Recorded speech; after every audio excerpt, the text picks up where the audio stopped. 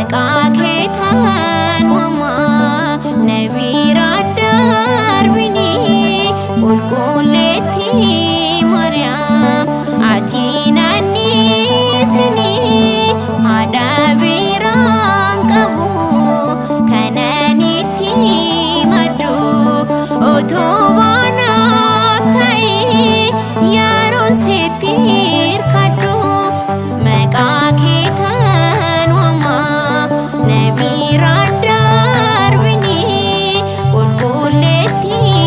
Maariyaam ati naannisini haadha biraan qabu kanan itti maddu otoo baanaaf ta'e yeroon sitti hirkadhu.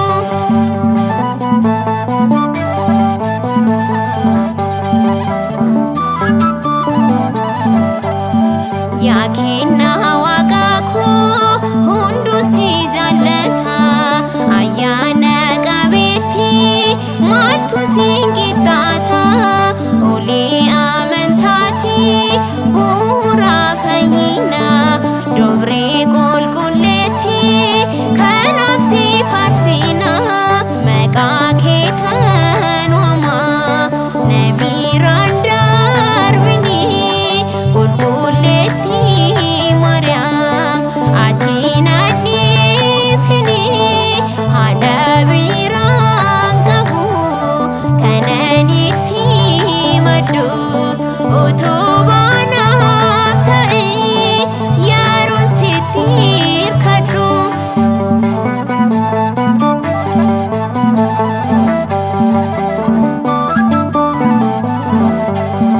Abiddi waaqummaa tasuma siin guunne ulfinni kee addaa kan hin jijjiiramne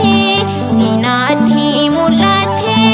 biqiltuu Phaaxroosii gara kee taan dhufa dubree na araarsi maqaa kee taan waamaa nabiraan darbini qulqulleetti Maariyaam ati naannisini haadha biraan qabu kanan itti maddu otoo baanaaf ta'e yeroon sitti hirkadhu.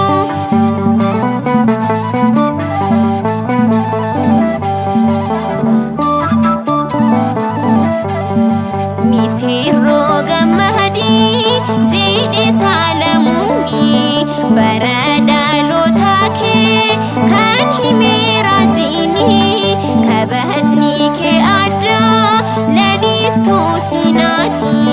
sirraa addaan ba'u hamma du'a kootti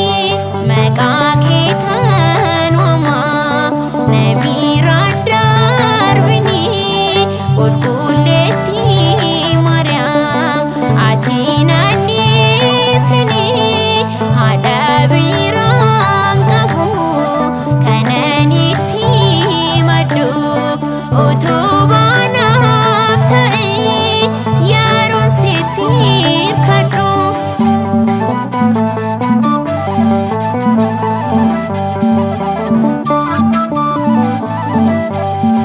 Giftii koo misirroo mudaan sararaan jiru ilmaan namaa keessaa kan cingituun jiru maqaan kee mi'aadhaa jiru koo haadha koo si jajuuf baname faaruudhaaf afaan koo maqaa kee taan waamaa nabiraan darbini qulqulleetti Maariyaam ati naannisini haadha biraan